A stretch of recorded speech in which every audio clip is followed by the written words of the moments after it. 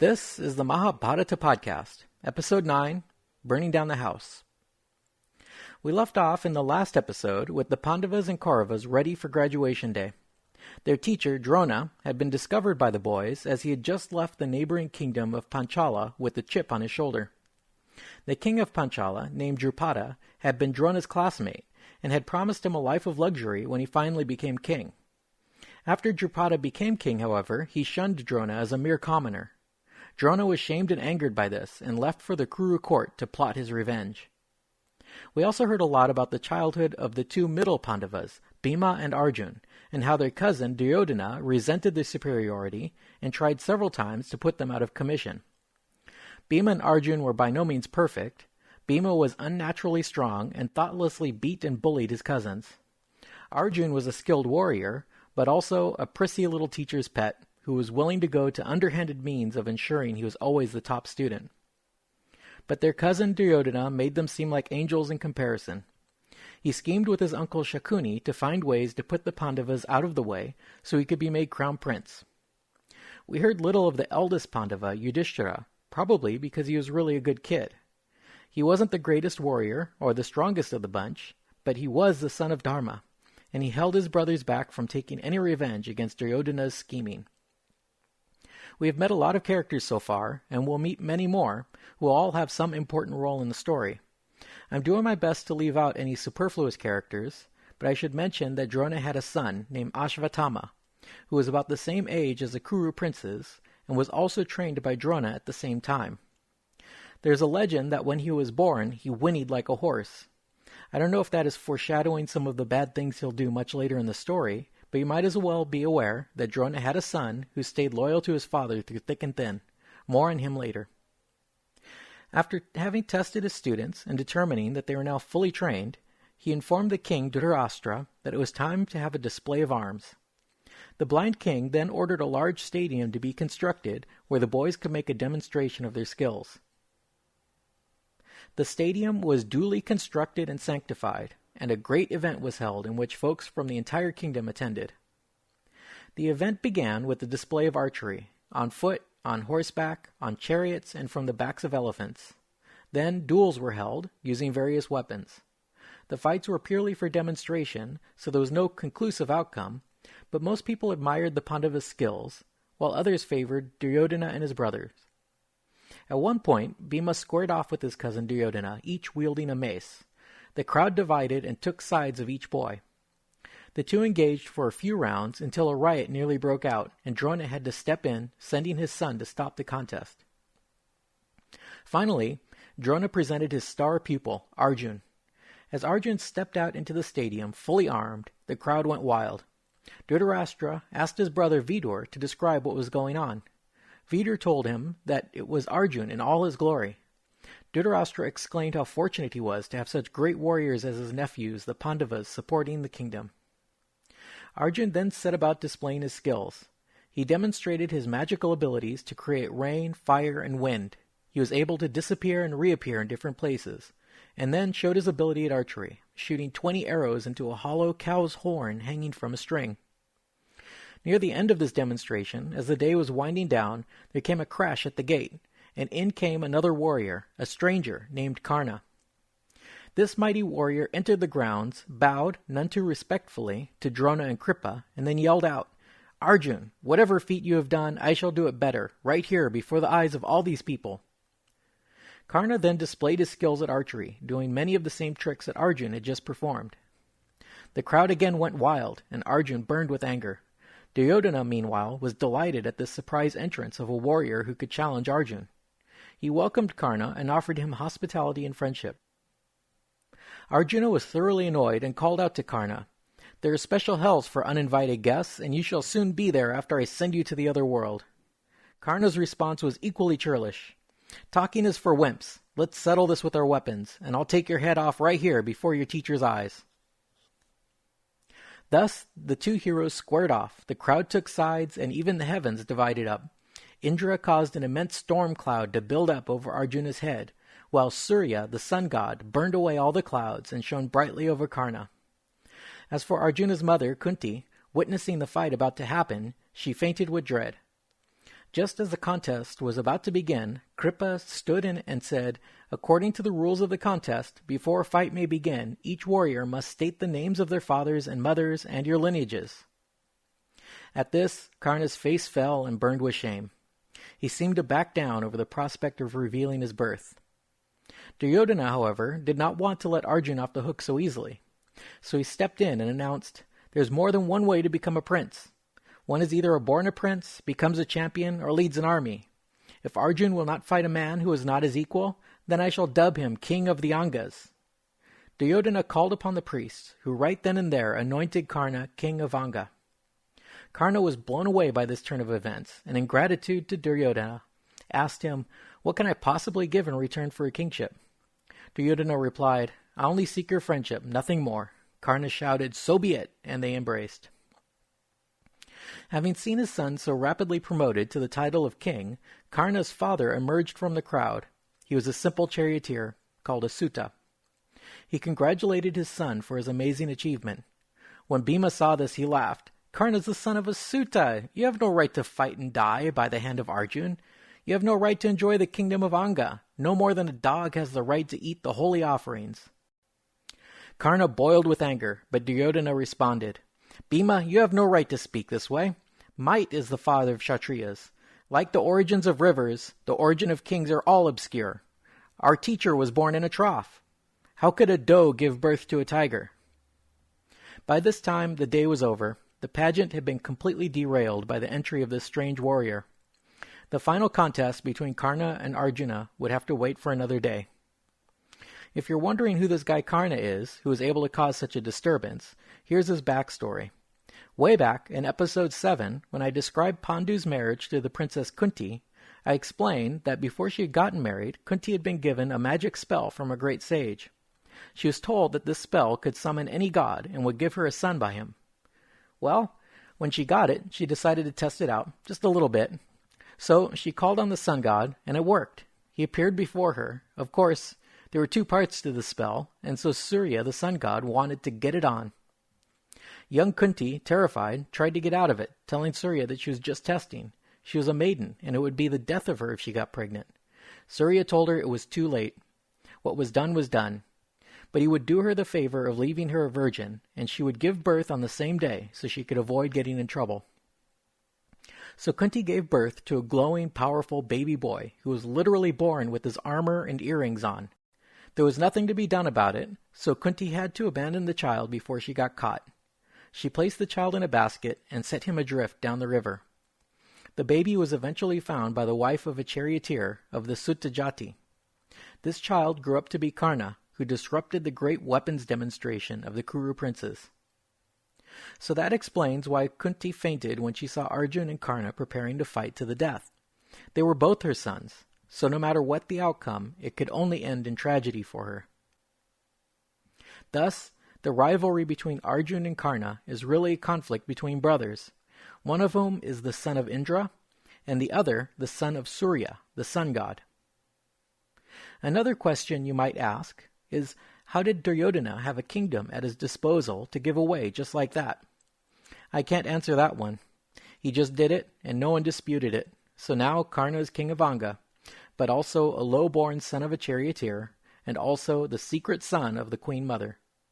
You might also notice that Drona was not too happy about this guy. First, Karna broke up Drona's big festival, and secondly, Karna challenged Drona's star pupil. Drona was a pretty touchy guy about things like this. See King Drupada, so you can imagine that he'll have a grudge against Karna going forward. Following this event, his students, having graduated into the status of warrior, Drona set out to get his revenge. He asked all the Kuru princes to attack the king of Panchala and take him prisoner. Duryodhana, his brothers, and his new friend Karna all clamored to be in the vanguard. Their plan was to invade the capital city and take its king prisoner. Arjuna advised his brother Yudhishthira that they should hang back, so the Kauravas led the attack on Panchala.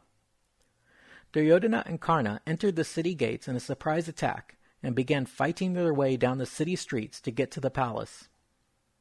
The palace guard responded and used the local buildings as cover while they fired down on the attackers.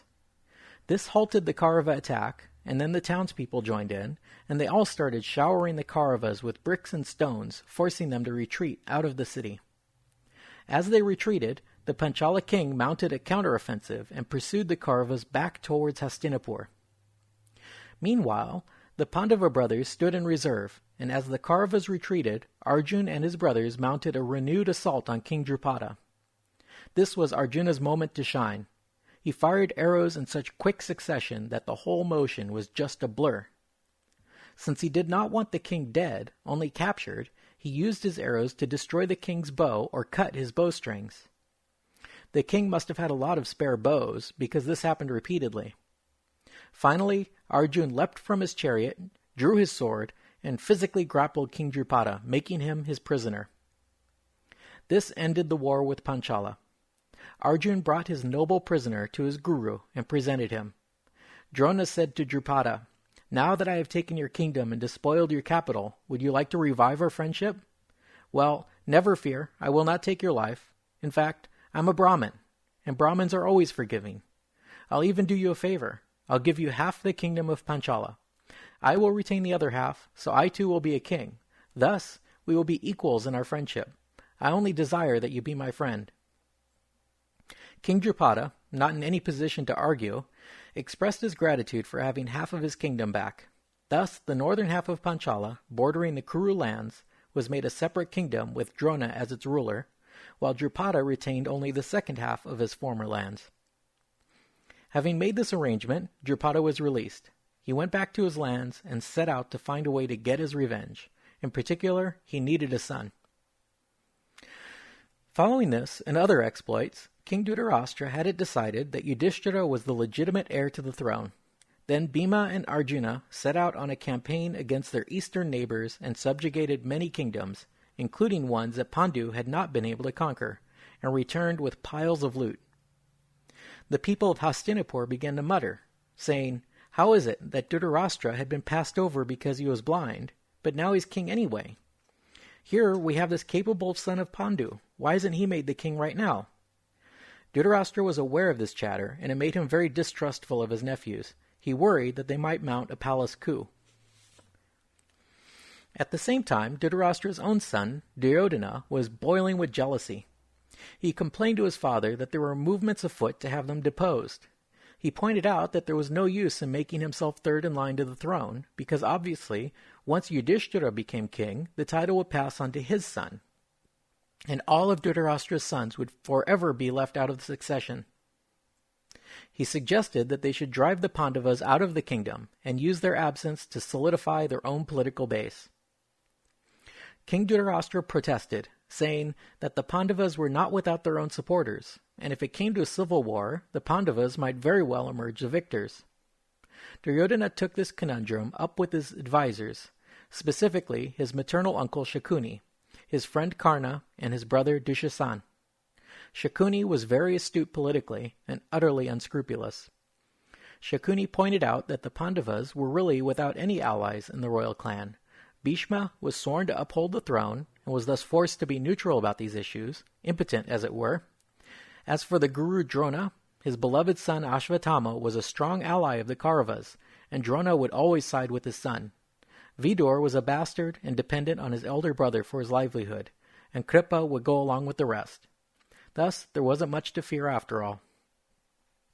Duryodhana then proposed to his father that they just send the Pandavas away to another town, and while they lived far from the capital, the king and his son would secure popular support for themselves. What Duryodhana did not tell his father was that he was working on a plan to assassinate the young princes at this remote township.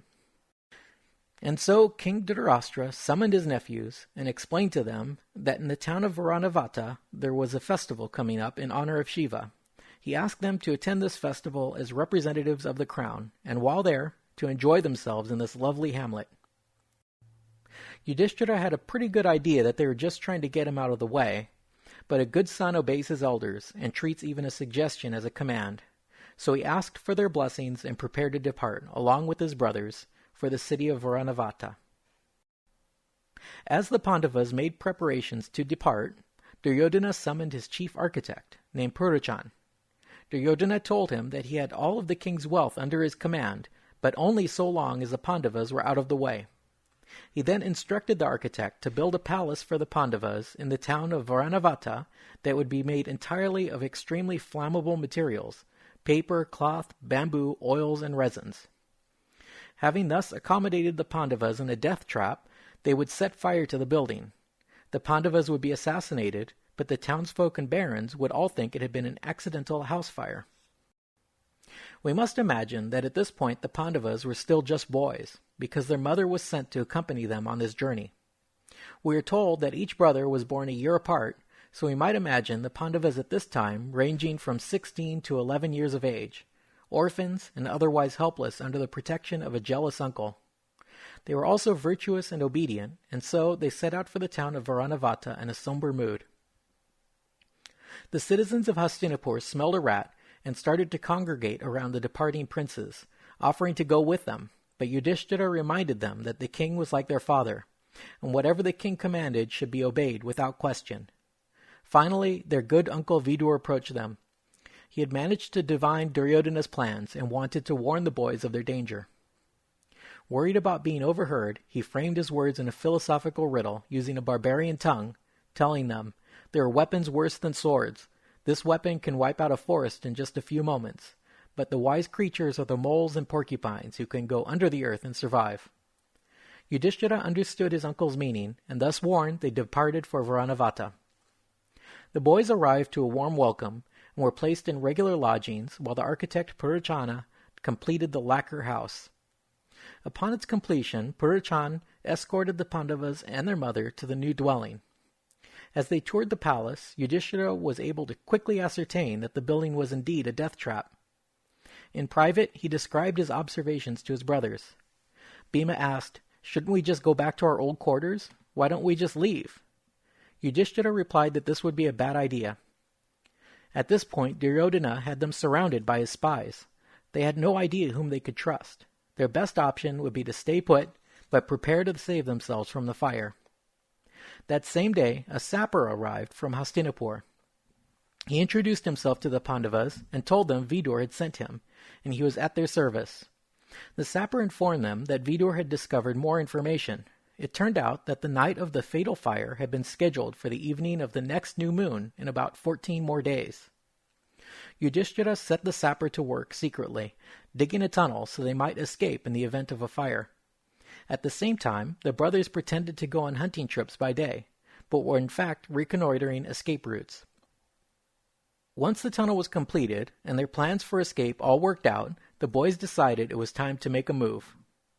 That evening, following a banquet which they hosted at their flammable house, Yudhishthira ordered the house to be ignited. It turned out that liquor had been served with the meal, and the corrupt architect Purachan had gotten drunk and passed out in the house. Unbeknownst to the Pandavas, a Nishada woman and her 5 adolescent sons had also partaken of wine at the feast and had fallen asleep inside the house. Bhima, always enthusiastic about exacting revenge, snuck into the room where Purachana was sleeping and started the fire there. He then set fire to the doors, and then the 5 brothers took their mother and made their escape through the tunnel they had dug. As the house burst into flames, the citizens all gathered around it and cursed Duryodhana, saying, "He surely is the cause of the death of these fine princes." As they combed the ashes in the morning, they found the bodies of a woman and 5 young men. Word quickly spread of the death of the Pandavas. King Dhritarashtra was grief-stricken and ordered funeral rites to begin. Meanwhile, the boys continued their escape through the jungle all night and into the next day. Their aging mother quickly grew fatigued, and so Bhima picked her up and placed her on his shoulder and thus carried her through the woods.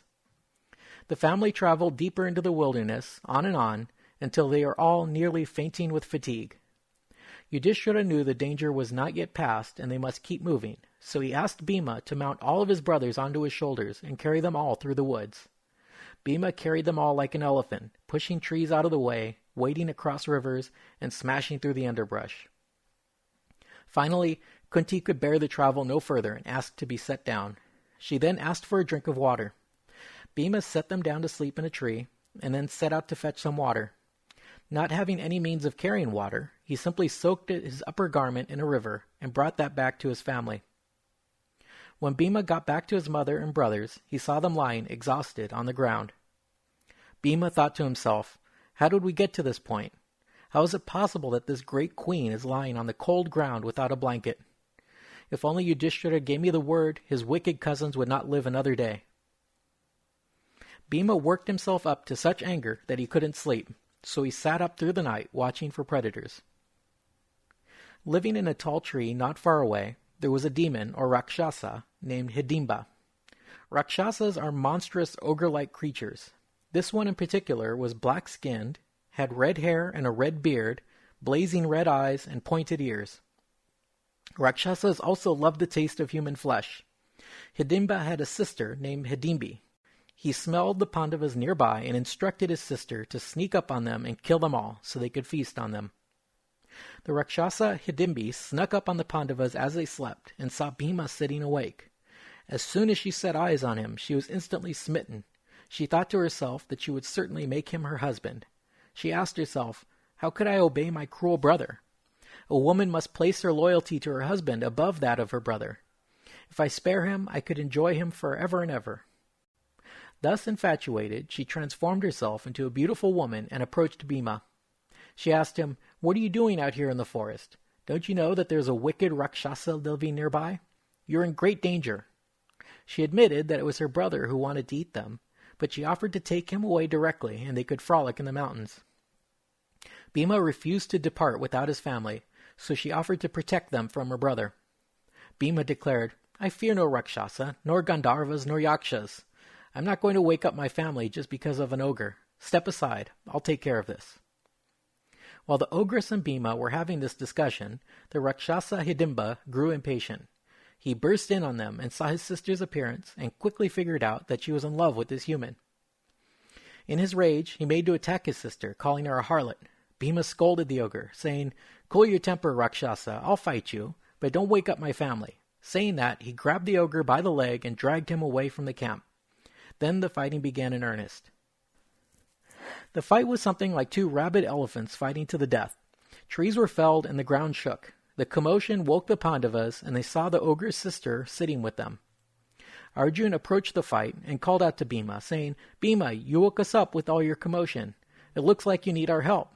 Either finish this guy off right now, or I'll have to come to your assistance." At these words, Bhima made a final effort and smashed the Rakshasa to the ground, causing him to scream out in pain. Then Bhima grabbed its head in one hand and its feet in the other, and bent the body backwards until it snapped in half, earning him the congratulations of his brothers. Bhima then turned to the beautiful ogress as if to kill her as well. Yudhishthira had to stop him, saying, "You have already overpowered her brother, so what kind of threat could she pose to us? There's no point in killing her."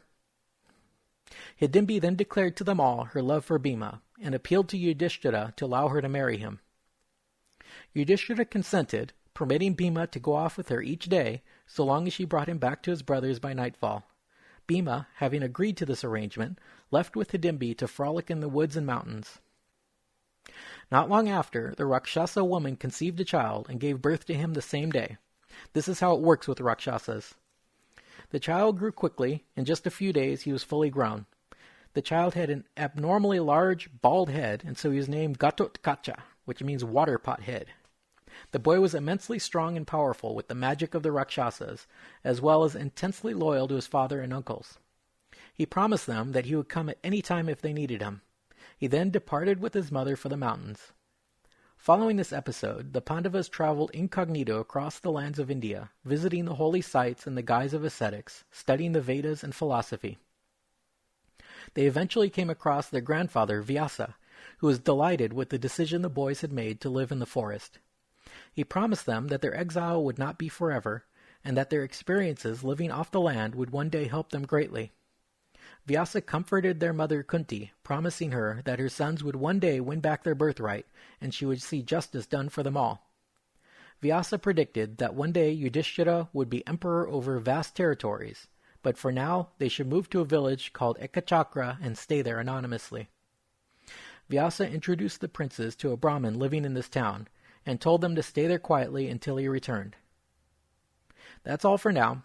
We'll leave our young princes living in obscurity like Brahmins, praying and begging their food. Their uncle and cousins believe the Pandavas are all dead and out of the way. Only their good uncle Vidur secretly knew of their survival. Duryodhana, meanwhile, happily took up his post of crown prince, spending the treasure won by his cousins to build alliances and support among the barons of Hastinapur. Next time, we'll see the Pandavas come out of hiding in a big way, winning alliances with neighboring kingdoms and, more importantly, a single wife for all 5 husbands. Thanks for listening.